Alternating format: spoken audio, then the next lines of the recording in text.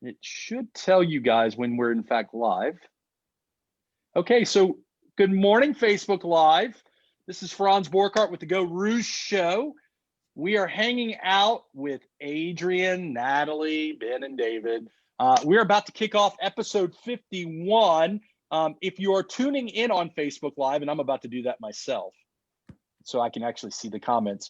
We're interactive, so if you have questions for these wonderful panelists or hosts, please message the comment thread, and we will definitely put them on the spot and get them to answer some of these questions. Okay, now I'm seeing everybody's beautiful faces in the comments. It's great. All right, so we will do a countdown, a 5-second countdown, gang. Laura Sue says, hi, Adrian. Hi, Natalie. Hi, Laura. Hi, So we'll do a 5-second countdown, Brian. Brian, if you want to chat with me on timekeeping, I have the chat window open, so we will count down 5, 4, 3, 2, 1. All right, this is episode 54 of the Geaux Rouge radio show. This is your host, Franz Borghardt. I am Facebook Live from Zoom, telecommuting to or telebroadcasting to the Talk 107.3 studio. This is a result of COVID quarantining, although the state of Louisiana changed my quarantine criteria. So technically I'm on day 13 of quarantine and a free human being. So we have some wonderful guests today. We have Adrian again, this time talking about leadership and World of Warcraft. She's with LSU Foundation. We have Natalie straight from EATEL talking about change, transition, and transitions. And then in our second half, we have David and Ben from Code Ninjas BR talking about a great business concept that is teaching kids how to code, something I wish my kid knew how to do. I feel like if you could code, you can get a job. Maybe not. I don't know. So if you're hearing sounds, if you're not watching on Facebook Live, shame on you. But if you're hearing sounds on the radio, everybody is in a Brady Bunch style studio room. So when you hear Adrian laugh, that's Adrian laughing in real time. So that being said, before we jump into our show, let's thank our show sponsors. We have IDAI, Ladder and Blue, commercial realtors. We have the Smith Shanklin Sosa personal injury law firm. That's your go-to personal injury law firm. Breck Parks, my favorite neighborhood steak restaurant, Sullivan's Steakhouse. Definitely need to check them out for happy hour, and they have a fantastic menu. Oh my gosh, so good. Louisiana Tech Park, or Nexus, Louisiana. La Divina Italian Cafe, open every day with your custom made from scratch breakfasts. And last but not least, the finest criminal defense law firm in the universe, the Borghardt Law Firm, both virtually and in person. So that, without further ado, I've got Adrian Owen from LSU Foundation in the room. I've got Natalie Straight from EATEL. I've got Ben Marcel and David Brin from Code Ninjas Baton Rouge. And we're all just hanging out, having an episode of Geaux Rouge. No big deal, 54 episodes and strong. And we're going to start with Adrian. Adrian, you've been on the show before. You've talked about the wonderful things LSU Foundation is doing. And I recently found out that you're now doing this whole consulting, helping people become better versions of themselves. And as you know, I'm a big fan of that. And you let slip that you do a leadership, I want to say spiel, that's not the right presentation, story about how you correlate leadership to gaming. And I was like, the nerd in me is like, I have to know more. So Adrian, the floor is yours. Tell us about what you're doing. So the whole impetus for this conversation, Franz and I were having coffee as we do. Love La Divina, by the way, so good. And you know, he saw that I recently got my StrengthsFinder certification and was asking me like, are you doing a consulting gig? What are you doing? And I said like, no, I'm in graduate school. I do developing in my teams, and I work with a few clients on StrengthsFinder, strengths coaching. But what really got me into it was leading in World of Warcraft. And so I have done this, talk several times around the country about how World of Warcraft taught me critical leadership, technical skills that I have applied to my work, personally, professionally. And it's just really fun. So I'm in grad school right now, and I was able to kind of center my research in both leadership and business and management, and then emerging technology and the influence of that on developing particularly millennial leaders. So it's just a whole like confluence of things I'm super excited about. So the inner nerd in me is empathetic to the fact that not everybody knows what World of Warcraft is. All the cool kids in this room know what World of Warcraft is. So Adrian, I'm going to start there. What is World of Warcraft? So World of Warcraft is a massively multiplayer online game. We refer to those as MMO RPGs. It's a role-playing game. So it's set in a fantasy world called Azeroth. Okay. And you at a high level, there's different classes that you can play. So think of those as almost like your role in life. So I oftentimes play a paladin, which is, truth, justice, vengeance. A knight, a spiritual knight. Yes. So I oftentimes play a paladin. I like to play, so I'll give an analogy of how I incorporate this. I oftentimes like to play either protection paladin, so that's kind of like the tank and takes damage, or a healing paladin. And so ways that we've incorporated this into my team, I have someone on my team, they'll say, hey, will you tank this for me when there's a big problem? So I go in and I'm the boss and I deal with an issue, and that's me tanking for them. Or I have a programmer that oftentimes will say, I'm really a healer in a DPS world. He's this programmer that's like a sensitive guy in this world of like programmers, right? And so programmers. Yeah. So it's been this great way to infuse like a common lexicon with my kind of nerdier team. And also just, last night I spoke with a young woman who like hides the fact that she likes gaming because she felt like that didn't fit the image of like a professional woman. And so I'm trying to also destigmatize that, because I think a lot more people game than admit that they do. So have you informally surveyed LSU Foundation to see how many women in LSU Foundation game? That's a great, so people. You haven't done, I can't believe you haven't done that. I cannot believe you. I've not formally surveyed, but what I will say is, like, as soon as I start talking about it, people come out of the woodwork, and start and want to talk about it, right? So like, as soon as you posted about it, David's like, hey, I love Eve Online or whatever. So I think people volunteer themselves.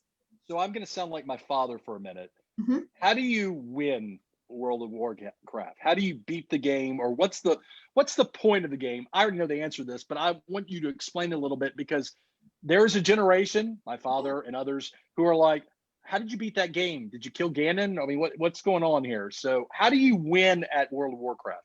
So there's no like winning World of Warcraft, first of all. It's one of the things that sets World of Warcraft apart from a lot of other games is they call it's a persistent world. So it's existing at all times. In real time. There is weather, there is a day-night cycle. You can log in right now and there are people at an auction house buying metal, and playing at the highest level, you have to collaborate with partners across the world. So at the time that I was kind of my highest ranked, there were more than 13 million players, and I was in the top 40 in my class. So I was one of the top ranked players in the world, and I was playing with people in Australia. Japan. Can we not gloss over that? You're like a big deal. You were like one of the top ranked players in the world. I was. I mean, I'm not anymore. So and that's the constant thing that I have to fight, right? It's to play at that level. It's completely immersing. It's physically and mentally strenuous. I call it mind expanding. So you would get on at 6 o'clock at night, and oftentimes you're playing until 2 a.m. And research. IBM did this great research. I like the fact that she just, she glossed over the word addiction. She didn't use that word. It's not though. It's not. But here's why it can be. So let me reference. I love it. By the way, I'm a big fan of gaming. So that wasn't a knock on gaming. Yeah, but so it can be addictive, right? And here's why. It gives people almost insurmountable odds to overcome, robust challenges. It gives them willing and excited collaborators to tackle those ambitious challenges and goals. And it gives you real-time rewards that allow you to see the benefit of those rewards. So it gives you like a meaningful cause to go and tackle, and it gives you collaborators to work with to do that. So that's exciting. That's something people oftentimes don't get in their work. Jane McGonigal has a fantastic TED Talk about this. It's not just the instant gratification of a kill or a reward. It's actually building this network of people to tackle really robust challenges with. And that's really what kind of sets it apart and makes it unique and really exciting. How nice is it to have a game simulation of how to deal with life issues, albeit fantasy, but still you can apply real-time, real leadership concepts and principles. And by the way, I glossed over this. People actually get paid to play games. Yeah. Can we talk about that for a second? Absolutely. So my nephew, he'll remain nameless. I asked him what he wants to do when he grows up. He's like 22, 23. And he's like, I want to be a professional gamer. And I'm like, huh? And he goes, yeah, professional gamer. And I'm thinking, like, what does a professional gamer make? And then he told me, and I'm like, why did I go to law school? So yeah, South Korea actually like trains their gamers like they do athletes. And here's, what's interesting is that gaming is actually physically strenuous. So research by IBM says that the average gamer is making 10 physical movements per second and 10 strategic decisions per second. So it's the equivalent of playing the violin and basketball at the same time. So it's extremely challenging and rigorous in a way that people don't appreciate. I love the fact that we just compared World of Warcraft gaming to violin and basketball playing simultaneously. It's love true, it. Though. So look, let's talk. So tell me you're going to get a PhD in this. Tell me you're going to write. Tell me you're going to write a dissertation on this, because I love this topic. I love it. So, okay. So tell me some of the, we've got a little time. Tell me some of the leadership principles that you've developed from playing gaming or from playing online. Yeah. So real quick, high level. One, adaptability. So in a video game, they can completely change everything on you overnight. Now this spell no longer does damage, it actually heals. Now this no longer hits multiple targets, it only hits one target. So you have to instantly change your strategy quickly. Being able to research and rapidly find, assimilate, and synthesize information to develop a strategy, you have to do it nightly at high levels of play, because people all around the world are trying to down these really difficult bosses.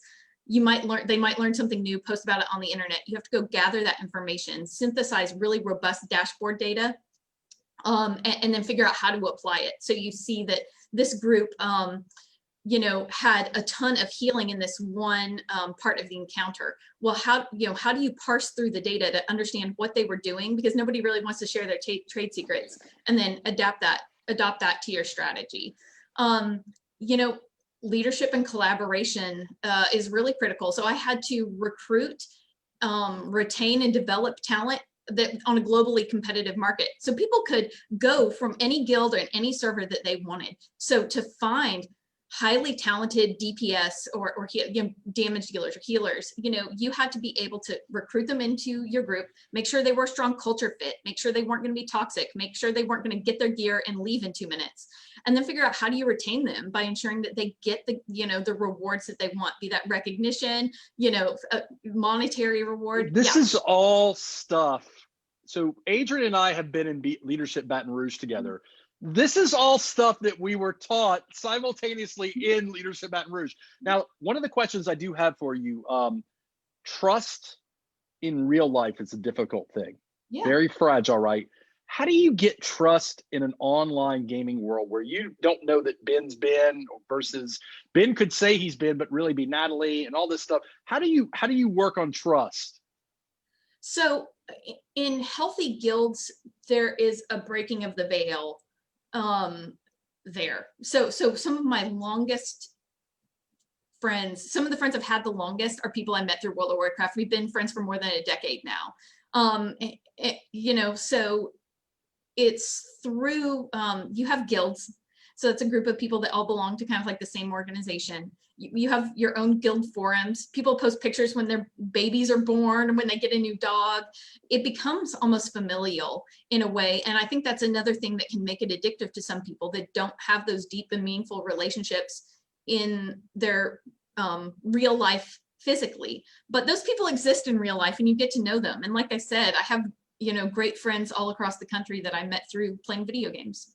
So Adrian, thank you for sharing this. Stick around because this is a good segue to Natalie. Natalie is with EATEL and EATEL, not EATEL, and is interested in talking to us today about transitions, changes, which of course fits nicely into leadership development, even in a World of Warcraft. So Natalie, talk to us a little bit about, we're all going through a little something right now, right? Exactly. I feel like the world is changing. The world has changed even before this COVID hit and the pandemic hit. The world was already changing. It was already accelerating with the COVID. It just kind of really put that on really a different timeline and has just completely made everything more rapid than it already was. And so before, if you look at our parents and you're looking at work and, they kind of did the same thing. Like they were in this age of this kind of factory mindset where they went to work and they did the same thing every day and they got really good at it and they worked at the same place for 40 years. And by the time their jobs were all about just efficiency and speed and just being the best at whatever it was that they were doing. And they never really changed. They didn't really do anything different. It was kind of expected that they were just going to do this one job and work there forever. And now with our generation, it's not that way at all. Like we've exited the factory worker age and we're now in this information age. And like Adrian said, with just the gaming, like you see that reflected in culture. You see that reflected in the video games, like the games we grew up playing on Atari. You were just smashing buttons and you were trying to run faster. You were trying to shoot different things. And now you look at the games they're playing today. You look at World of Warcraft, you look at Minecraft, you looked at Fortnite, and these are strategy games. Like they are using their brains. Like they're not just smashing buttons, like they're thinking. And you look at Minecraft and like, I don't get it, but my son loves it. These kids love it because it's an open canvas, it's a blank world, and they're just running through this world and they're creating things. And so I know, I just interrupt you real fast because I know Adrian will know the answer to this. Is it Minecraft or Fortnite where they will sporadically make large game-wide changes and have events, or is that all the games that you have to adapt to and do something with? Fortnite. Anybody can jump. Superstar Fortnite. DJ. Pretty much every game. DJ. Yeah, that's what I was just going to say. Set. Basically every game, but yeah, Fortnite is kind of known for that. But yeah, that's that adaptability that I was talking about. That's exactly what Natalie is hinting at. Yeah, and and that's what happened to the world, right? We were going kind of like on a steady trajectory where things were kind of changing, and then all of a sudden, boom, system-wide change across the world, and like the whole game is different now, and now you have to adapt. And one of the things that we're in this age of information, so now that it's about knowledge workers, not about factory workers. So you don't just get good at one thing only. You get good at a lot of things. You use your brain. Like we're creators, and we came to this world to create things. So like your biggest asset is your ability to learn. So you need to get really good at learning. So there's a lot of skills you can have, but you need to have a lot of different skills. And even with coding, you don't just learn coding. You learn coding to build something. Like you have to have a vision in your mind of what are you going to do? What are you going to create? How is it going to work? You have to think through all of those processes. So permission to be vulnerable for a second, Natalie. So I am someone who very much works hard to accept change. Change does not come naturally to Franzi. So it's painful. It makes me afraid. Change. Little change, big change. I don't deal well with change. I can do it, but it takes me a lot of emotional energy and effort to do it. So how can I get better at adaptability? How can I get better at accept? And what I'm really talking about is accepting. I can sit back and say, man, the world is all different now and I'm going to just die now, or I can change, right? So talk to me about how one can develop skill sets in those things. you have to let go of fear. So, I mean, I was very much a person, if you look at my strengths finder, I mean, I worked in healthcare for 11 years and I was very creative and I always had new ideas and I was always bringing different things to the table and always creating new things. And I was like, I'm great at change. Like my strength finder, like one of my top strengths, like number one is adaptability. And then one day out of the blue, I got recruited to leave my job that I'd been in 11 years, worked with my best friends, knew everything about the industry, like pretty much like Keep going. ran a whole team and everything. And then, you know, I got this kind of offer. I got recruited to something that it was an offer that I just couldn't refuse. And I was scared. And I was like, well, I'm adaptable. I'm great at change. I could do this, no problem. So I jumped into a different industry. And I completely freaked out. Like I had a total freak out. Like it was so unlike me. Like I grew up, like I was a musician, I was an athlete. Like I'd been in very high pressure situations. And then all of a sudden I had anxiety for like a year. And that was crazy to me. Like I never thought that could happen to me. I never understood people that did happen to. Like I didn't understand this fixed mindset. And then all of a sudden it happened to me. And I was like, what is going on? Like, why can't I change? Why can't I adapt? Like, why can't I leave? Like, I was so attached. I was so attached to my previous life. I was so attached to that mission that I couldn't move forward. So what I had to learn was to just let go of the fear, let go of the attachment, let go of who I thought I was, and just embrace something completely different. And honestly, you start to see, like, it's really mainstream now, is mindfulness. Like a lot of people are talking about the power of meditation and inner peace. And, you know, I mean, I was going to therapy and they gave me all kinds of crazy medicine that I couldn't take because it just hurt my brain. And I mean, I took some anxiety medicine for like 2 or 3 days and I was like, I can't do this. And then I started meditating and I just cleared my mind. And it was hard for me because my mind is always busy and I'm always thinking and I can't slow down. And it took me a while to learn how to do it. But once I learned how to do it, I was able to find some peace. I was able to accept change. And then I was able to trust myself, trust the plan, trust the universe, surround yourself with good people that are supportive, like find a friend like Adrian who will believe in you, play video games, learn to change, be adaptable when there's a system-wide change, and then you get your confidence because then you can learn that, hey, you know what? I can do something new. I can change. I can adapt. This world is not fixed. My mindset is not fixed. I'm always growing. Everything around me is growing, and just get in a flow state and go with it. So I'm big on gratitudes and talking about, speaking of mindfulness, I identify with what you just said, Natalie, because my brain makes a lot of noise. Yes. And I often used to think that to be successful, I had to be doing a million things. Right. There needed to be a lot of noise and there needed to be a certain amount of chaos because one of my old sayings is I thrive in chaos. Yeah. Well, the truth of the matter is when I quiet my brain down a little bit, I actually pick up on things that I was missing, whether it's a sound, whether it's a thought, and man, that's where all my gratitudes live these days. There are sounds in my house, there are sounds in my life that I never would have heard but for being able to just hit the pause button and slow stuff down. So Ben, you look like you had something you wanted to add. Natalie brought it up earlier. We're knowledge workers these days. We all are. We're not factory workers anymore. And Cal Newport writes a lot about this in a book called Deep Work. I know we're almost up on a break, but go check that out because it's interesting how we need to be able to focus on specific tasks and manage our time properly. But we're in the age of information that travels as fast as it's ever traveled.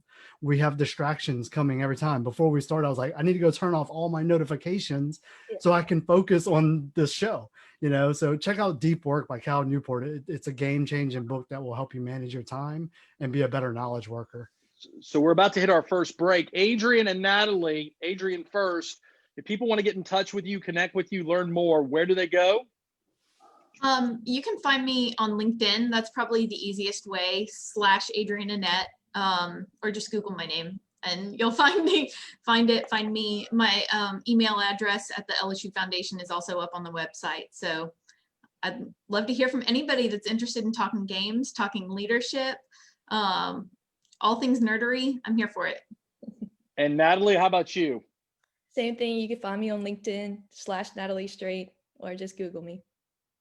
All right, guys. Well, we're going to take our first break. You've been listening to the Geaux Rouge show. We've been chatting with Adrian Owen from LSU Foundation about leadership and gaming. And we've been talking to Natalie Straight from EATEL about change, adaptation, how to survive in this crazy world we live in. For more information about Geaux Rouge, go to www.gauxrouge.com.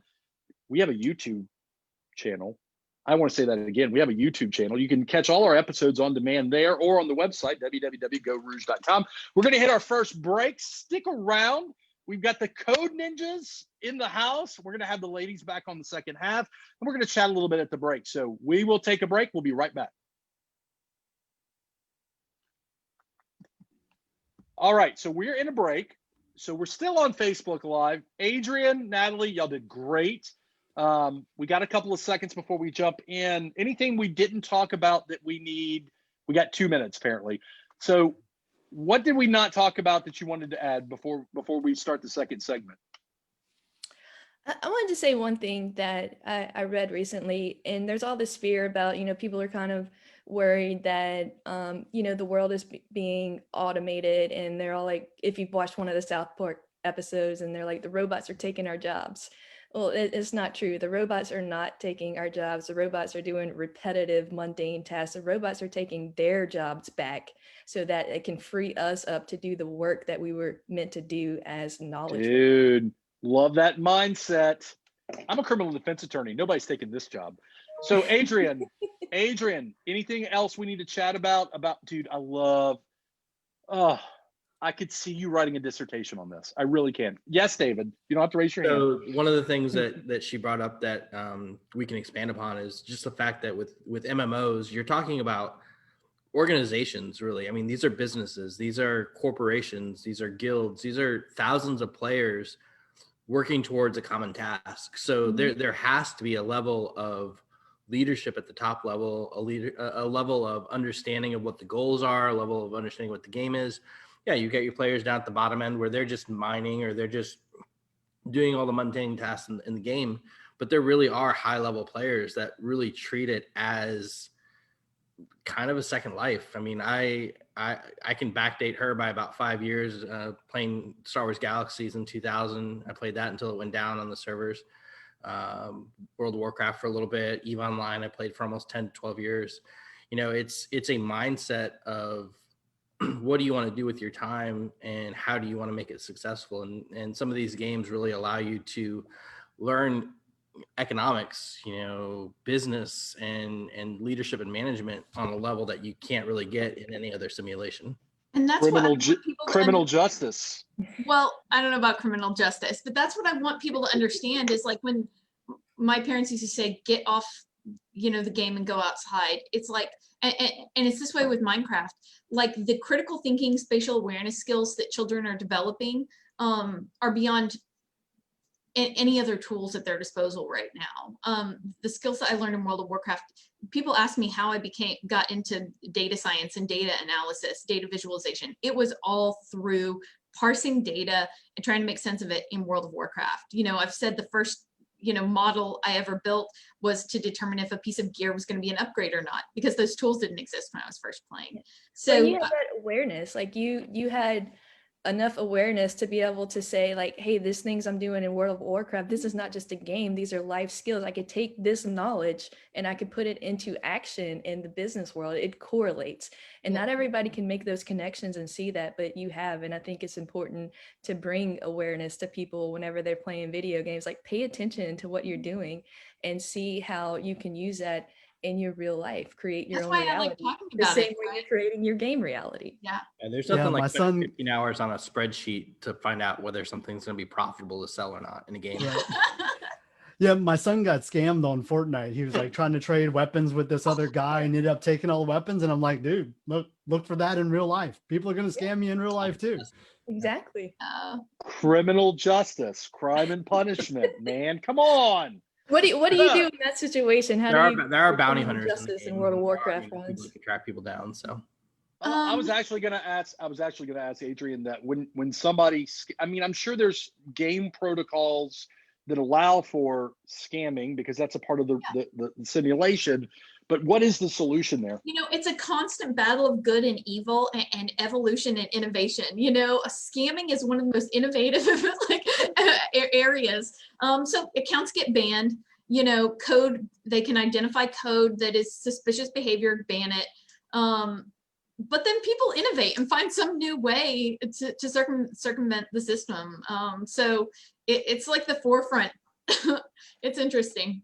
So we are going to be recording in 20 seconds. So we are going to go quiet for a minute. We're going to go quiet for a minute. And then Brian's going to tell us when we can start. And we'll do the intro, and then we'll get the fellas going on, and then we'll have a discussion.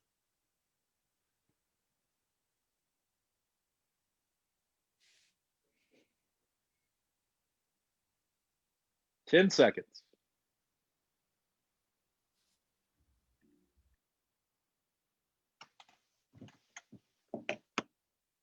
All right.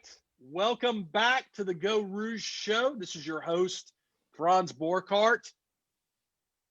We are in our second segment of the show. We've been talking to Adrian Owen and Natalie Straight about leadership, about adaptation, about change, about dealing with fear, slaying the fear dragon, so to speak. I know Adrian will like that, fear dragons. I don't know what their hit points are. This half of the show, we're going to transition and we're going to talk to Ben and David with Code Ninjas BR. They're doing some great stuff, a very, very cool local business idea. And I like what they're doing. I like and one of the themes of today's show is changing the way we educate kids.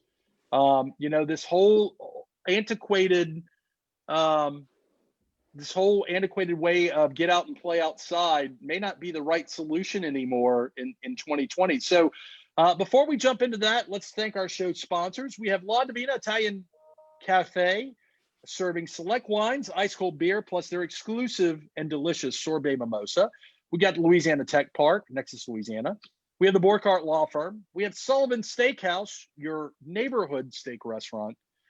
Breck Parks, the Smith Shanklin Sosa Personal Injury Law Firm. They have been a great sponsor throughout the year. They are a go-to personal injury law firm. And last but not least, NAI, Ladder and Bloom, commercial real estate. If you're listening on Facebook Live or watching on Facebook Live, normally we have all our sponsors in a nice digital framework behind me, which I guess I could have figured out how to do it. But if you're watching, you'll notice that we are not in studio. We're on Zoom, Facebook Live streaming, and then recording on radio. This is an extension of quarantine. I am free from quarantine today. I'm going to get ramen after this, by the way, guys. I'm going to get Baru ramen, veggie ramen, kelp noodles. I'm so excited. I haven't had it in 2 weeks now. So without further ado, we've got the Code Ninjas Baton Rouge, in-house, in studio. We've got Ben, Marcel, David, Brin. Guys, how's it going? Pretty good. Hey, Franz, everything's good. How's it going with you? Dude, End of quarantine. That ramen sounded delicious. Dude, I am so the trivial things that I want to do, socially responsible right now. I want to go to a coffee shop and sit. I want to get some ramen. So I may do Electric Depot. I said Electric Depot. I really am going to do La Divina. They're a show sponsor. I'll say that, La Divina. So anyways, so I've known Ben forever. Ben, I've known a long time. Ben was on the show actually recently. Ben, you're connected to David with this. Tell me, I need to know all about it, guys. So sure. Tell me, what is Code Ninja? Yeah. I think it fits well with the theme of the show. We've talked a lot about identifying and taking advantage of opportunity in our show. So I think this is a really good segue into some of the things that we're doing. It's one thing that I did when I first learned about Code Ninjas. It all started with a Facebook ad. And I saw it on Facebook. I was like, oh, this Code Ninjas franchise looks pretty neat. Teach kids how to code by building video games. And then I didn't think anything else of it. I saved it. I have a little folder where I save stuff and never go look at it again. You know what I'm talking about on Facebook. And completely forgot about it. Then my IT and web design company, we got the opportunity to redesign the East Baton Rouge Parish School System website. And in order to get that budget approved, I had to go sit through some board meetings. And the budget approval process is always at the end. So all these schools are coming up, giving updates, and every single one of them talked about STEM, robotics, and coding over and over, STEM, robotics, and coding. And I said, wow, I need to go find this Code Ninjas thing again. So I went and checked it So out. I'm going to interrupt you real fast. Yeah. I am a criminal defense attorney. What in the heck is coding? Yeah. Coding is involved in your everyday life. Every website that you visit has coding that makes that website run. Our watches, our smartwatches, our phones, our cars nowadays. One of my buddies is a coder, and he programs self-driving cars. And of course, video games. Video games are coded. So we experience coding every day, all day. And that's the great part about this, is there's going to be a huge need for coders as technology advances. And I don't really want to teach adults how to code. Let's teach the kids. Let's expose it to them early. They're the ones that are figuring out a lot of things. They're like sponges right now. And if they don't like it, then they can go play baseball. They can go, play music. I think it's all about giving them the opportunity to explore a lot of different things. So we brought Code Ninjas to Baton Rouge to help kids identify if they wanted to be a coder. And a lot of them, one big thing for me as a parent, I have a 17-year-old, 11-year-old, and a 5-year-old. The YouTube ad revenue that they generate must be absolutely insane. So screen time has been a big pain point in my house. I want to make sure my kids are getting quality screen time. And a lot of the parents that we're talking to, they're the same way. My kids play video games all day, and I don't know why, but they're on YouTube watching other people play video games. Right. And that's where we can kind of position, okay, let's take that interest and kind of spin it around into some of the programs. So Laura Sue, who is watching on Facebook Live, has a question, and David or Ben, you can answer it. What are some of your favorite ideas and projects that you have been teaching students create at Code Ninjas? Yeah, I'll let David. So the kids are starting to get a little bit more advanced now as they belt up. So we've been open since June with camps and our Create program. And we have one little boy who just reached our green belt. And he's super excited because he gets to start using actual code and kind of creating his own games versus modifying behavior in some of the games that they're doing on a regular basis. So just allowing them to get that level of creativity in there as they start applying the things that they've learned at the lower levels has been fantastic. With our themed camps, though, I think one of my favorite camps that we've done so far was the co-drone camp that we do over the summer, and we did one this past couple of weeks. And basically it's 8 to 10 kids in the dojo with a programmable drone trying to figure out how to fly it around and keep it away from heads and away from windows and away from everything else. And you hear that squeal of delight and happiness as the drones go flying down the hallway.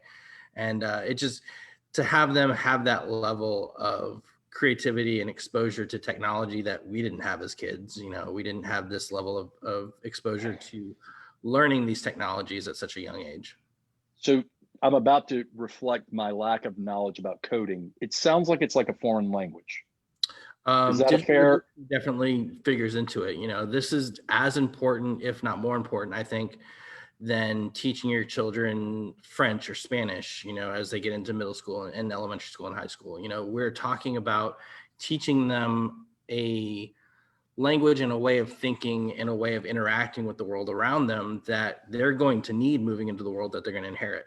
This is not just about coding languages. It's about how does technology work? How does technology interact with the everyday world that we're in? What kind of technologies are they going to have to be able to speak to with their coworkers and the jobs that they're in to be able to create software that works for them, or be able to create software solutions that manage their workflows in an effective way as they get older. So giving them access to this level of technology early on really lets them speak that language, where the parents that are coming into the dojo that are my generation or above, or even a little bit lower, they don't really have that exposure. They're like, I don't really know what coding is. I don't really know half of what my children are doing online. This is designed to sort of bridge that gap.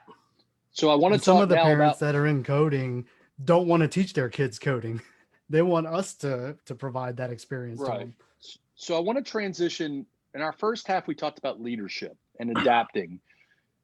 And I heard words in this segment, dojo, belt. So I want to talk about the bigger picture, because I assume that your theme is kind of a martial arts theme. I'm assuming that there's some life knowledge that's also being imparted on these kids as well. Because I would imagine it's not just this is how you code, it's other life lessons. Can y'all talk a little bit about that? Sure. Yeah. The three that we bring up to parents when they come learn more about our programs is, yes, we teach them coding and those types of concepts, but math, logic, and problem solving skills are a big part of our program. And I like to tell these kids, because a lot of them are the smartest kids in their class. They make straight A's. They're really smart. They want to learn how to code. And I tell them, you are going to fail. You are going to mess up in the code. You're going to have one little character that's off and you're going to have to figure it out. And I want you to have that expectation set that you're going to have to learn to overcome challenges and problem solve. We'll be here to support you, but that's part of the process. And I loved how it is modeled after karate with the different colored karate belts. Right. And we have deliverables too on each of these stages, the skill sets that we're trying to show these kids. And when they get to black belt, they pick a project to work on and they will publish an app to the App Store. So I joke with the parents, maybe your kid will make the next Angry Birds or something like that. But, it's really, cha-ching. But it's really just setting them up for success in the future and try to help career path them now, or find out if it's not a good career path for them. That was me. I went to Louisiana school for my last 2 years of high school and took computer science and quickly found out that it was not for me. But I found out that I'm a good salesperson. I could sell it, So next question. Age ranges of the kids, and then talk to me about, we're going to go look at how we're shaping this episode together. Adaptation, COVID-19. How do you teach kids coding in a dojo in COVID-19 2020? So ages of the kids, and then also adaptation. Sure. So we recently started a program, the junior program is dedicated to children 5 to 7. That's more of a hands-on classroom setting for children. So they have a dedicated teacher. It's one time a week on Saturday mornings. And that's going to be starting in January. And they're going to be doing smaller projects on tablets with coding projects and coding concepts that are not so much geared on syntax as they are on the concepts behind what coding is. So learning how logic works and learning how loops work. Learning how to problem solve, learning how to create those things. So as they get older, they're already comfortable with those concepts. Then our create program is built for the 7 to 14-year-olds. And that's really where it gets into deeper level logic, deeper level loops, more complex coding challenges, but everything is based around building from a core computer science level of, how do I make this work? How do I solve problems with the syntax that we have? And then as they get higher and higher, they're starting to build out worlds. They're starting to build out conceptually how they want their games to work. How do we do that in COVID? We keep it very safe. So our dojo is designed for roughly 40 to 45 children. We are keeping it at just 20 and under. With spacing at the tables, we're wiping everything down in between visits. Masks are required for attendees.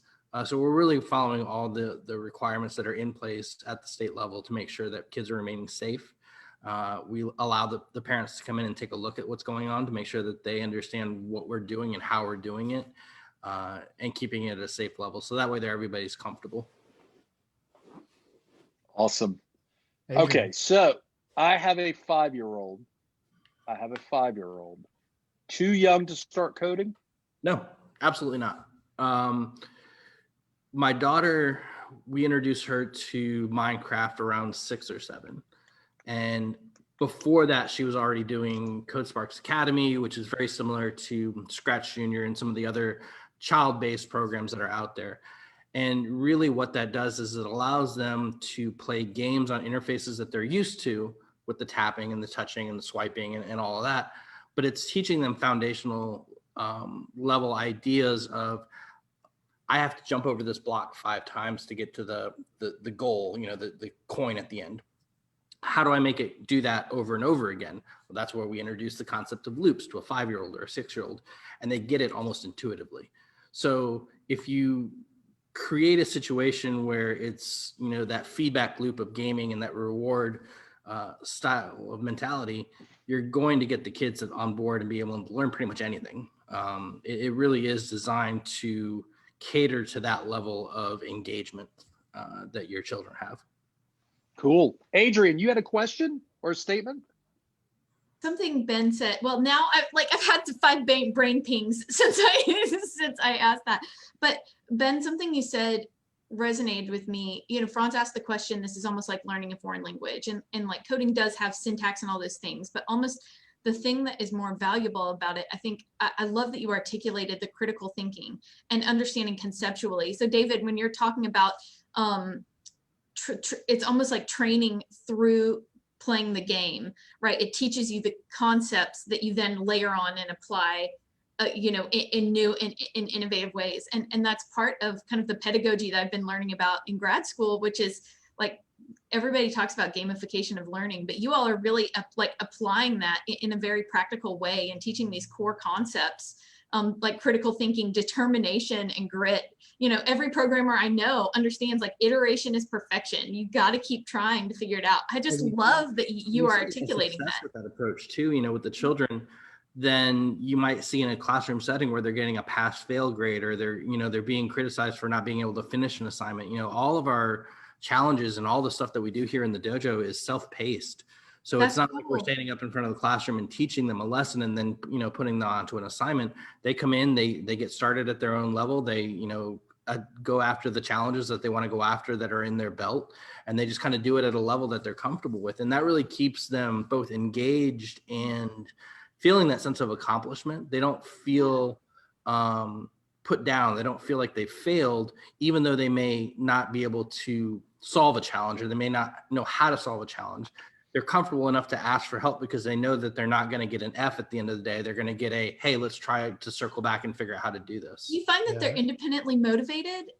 Do you ever have to come back and say, oh, I love that. That's so cool. Yeah. So, I mean, it really, we give feedback on the challenges and we give, you know, star ratings and stuff like that, but it's not designed to be, again, a criticism. It's designed to be a guidance, and it's designed to be, hey, let's try this instead. And we found that the children respond to that a lot more than they would if, you know, we were to stand up here and teach it as a classroom setting. So Natalie, you wanted to chime in. Yeah, I wanted to also comment on something Ben said that I loved. So he loves this world of gaming and technology, and he went into computer science and then realized, like, well, computer science is really not my thing, but I love this world. How do I be a part of it? So he found a way to adapt. Like, maybe coding wasn't his thing. Maybe being a technologist wasn't his thing, but he was in sales. So, I mean, not everybody is a coder. You don't have to be a coder to be part of technology. You can be a lot of different things. You could be in design, you could be in testing, you could be in sales. Like, I look at my 2 kids and I have one that's very technology savvy and one that isn't, one that's better with his hands. And I started reading, like, well, what is he going to do? And I need to not worry about what they're going to do, because they're going to be jobs that haven't even been created yet that they're just going to find. But one of the things that I did read was the 2 most valuable jobs in the future will be coding and mechanics. So we're going to create a lot more automation. We're going to create a lot more robots, and these things are going to run on hardware, and those things are going to break down, and you're going to need people to actually fix things. So mechanics are going to have like a huge rise in demand. So maybe if you're not a computer scientist, that's okay. Work with your hands, do something different, adapt, find a way to be part of the world without maybe being a coder. You can be anything in the world, create your own role in it. So real fast, Ben, before you jump in with your statement, guys, if people want to get more information about Code Ninjas VR, if they want to get their kids involved with you guys, where do they go, and what's your calendar look like? We are very active on Facebook. It's facebook.com/Code Ninjas Baton Rouge, and Instagram as well. Same thing, Code Ninjas Baton Rouge. Our calendar for the rest of the year right now, we have a camp the week before Christmas and the week before New Year's. One is a JavaScript introduction class, as well as a Minecraft Create class that they're doing stuff with Tinkercad. This week, we are hosting the Computer Science Week of Education events, hour of code events. So we actually have, what's today, Tuesday? We have an event coming tomorrow from 4:30 to 6:30, and Friday 4:30 to 6:30. We have 1 hour sessions in there that people can call me and register to bring their kids in to just experience and do a couple projects and see if they like it. On Saturday, we're also hosting 3 separate sessions, 3 separate 2-hour sessions from 10 to 4 of game building sessions. So they would use a dedicated game building platform, come in, create their own game according to the outline that the company sent out. And the winners will actually be submitted up to Code Ninjas at a corporate level to compete there. Awesome, man. Awesome. Now, I have sessions open right now, so just give me a call here at the dojo. All our information is on Facebook. The phone number is 225-427-0701. But yeah, just give me a call. We can get you guys set up. Come on and check out the dojo. And Ben, you had something you wanted to add. Yeah, Franz, and I'm gonna shift gears a little bit because we had a little special something saved for the end. We wanted to surprise you with something, and as a thank you for having us on the show and the exposure and passion that you've shown for Code Ninja so far, we would like Fisher to be part of our inaugural junior program cohort that starts in January for 3 months on us, and so you can check it out and learn how to code and get that career path going at 5 years old. Well, not necessary, but totally appreciated. And I appreciate you helping my son start earning money for himself. Because up to this point, he's 5, guys. He's 5 up to this point, and he's a blessing. He's a gift.